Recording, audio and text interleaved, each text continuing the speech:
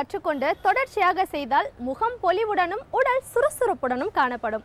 ஆகையால் ஆசன ஆண்டியப்பன் அவர்கள் நமக்காக சிறந்த யோகாசனங்களை கற்றுத்தர வருகிறார். அவற்றை கவனிக்கலாம்.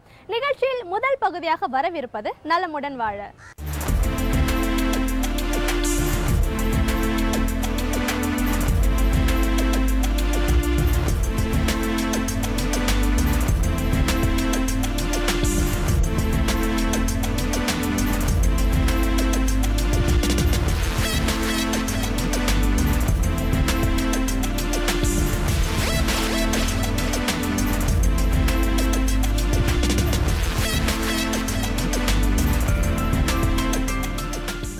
என் அருமை உலகத்தமிழ் மக்களே, தாய்மார்களே, பெரியோர்களே, சீரார்களே, என் அருமை சீடர்களே, யோக நண்பர்களே, யோக விரும்பிகளே, உங்கள் அனைவருக்கும் என் இனிய காலை வணக்கம். கலைஞர் தொலைக்காட்சி நிகழ்ச்சியில் நலமுடன் வாழ என்னும் பிரிவில் அதிகாலை வேளையில் முதல் நிகழ்ச்சியாக இந்த யோகாசனம் உங்களுக்கு தரப்படுகிறது. அதிகாலை வேளையில் ஏன் தரப்படுகிறது என்பதற்கு பல உதாரணங்களை நான் உங்களுக்கு சொல்லியிருக்கின்றேன்.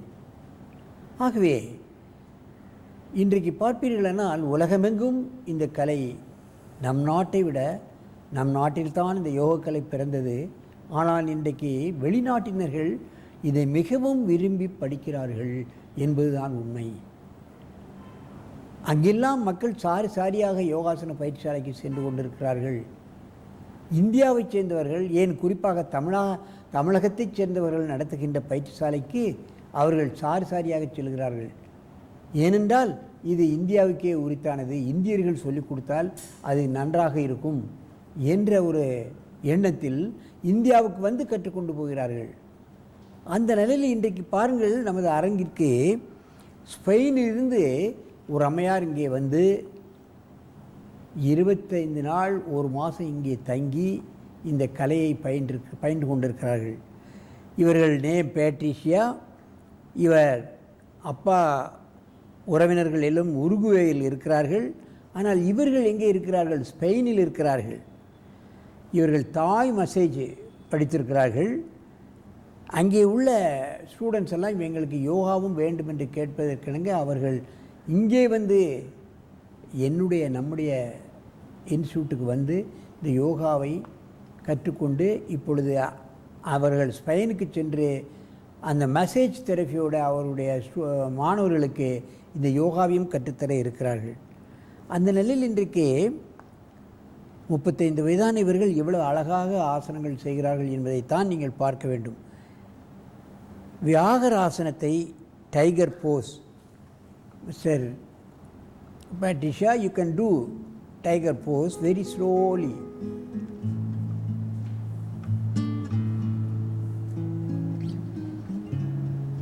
இது கொஞ்சம் சிரமமான ஆசனமும் கூட. 35 வயதில் எவ்வளவு அழகாக தங்களுடைய உடலை வருத்தி வளைத்து இந்த ஆசனத்தை செய்கிறார்கள் என்பதைத்தான் நீங்கள் பார்க்க வேண்டும்.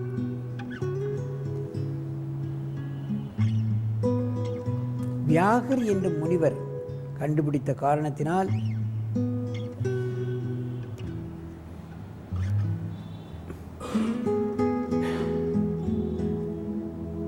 Stay for some time.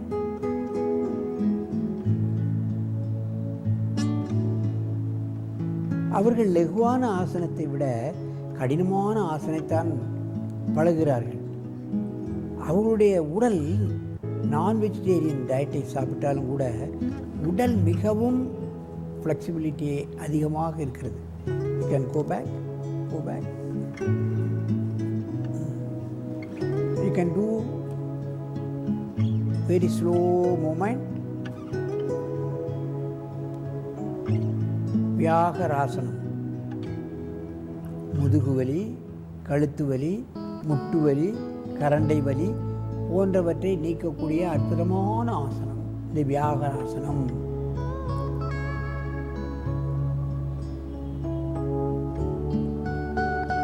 Deep breathing.